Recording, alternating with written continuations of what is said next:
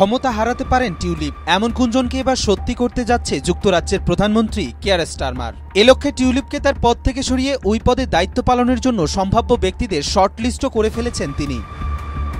একসময় বাংলাদেশে আর্থিক দুর্নীতির মামলার তদন্তে যুক্তরাজ্যের অর্থ ও নগর বিষয়ক মন্ত্রী টিউলিপ সিদ্দিকের ওপর পদত্যাগের চাপ বাড়লেও তার পাশে দাঁড়িয়েছিলেন প্রধানমন্ত্রী কিয়ার স্টারমার। তবে এইবার চিত্র সম্পূর্ণ ভিন্ন। টিউলিপের ওপর রাগে ফুঁসছেন তিনি। বিভিন্ন গণমাধ্যমের বরাতে জানা যায়, টিউলিপকে উদ্দেশ্য করে তিনি বলেছেন, এত অন্যায়ের ওপর ক্ষমতায় থাকা উচিত নয়।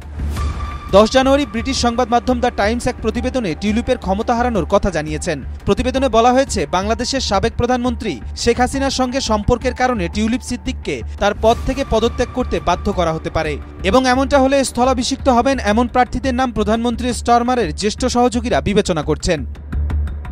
টিউলিপ সিদ্দিক ব্রিটেনের ক্ষমতাসীন লেবার মন্ত্রিসভার সদস্য। তিনি economic secretary to the treasury and city minister হিসেবে দায়িত্ব পালন করছেন।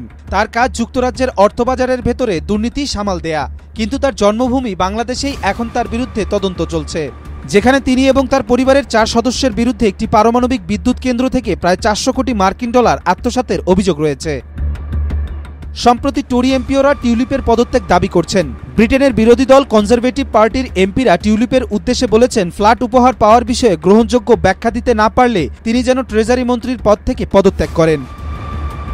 টোরি এমপি বব ব্ল্যাকম্যান বলেন, টিউলিপ সিদ্দিককে তার সম্পত্তি লেনদেনের বিষয়ে অবস্থানে স্পষ্ট করতে হবে এবং ব্যাখ্যা করতে হবে আসলে কি ঘটেছে এবং কেন। যদি তিনি তা করতে না পারেন, মন্ত্রী হিসেবে তিনি তার কাজ চালিয়ে যেতে পারেন না।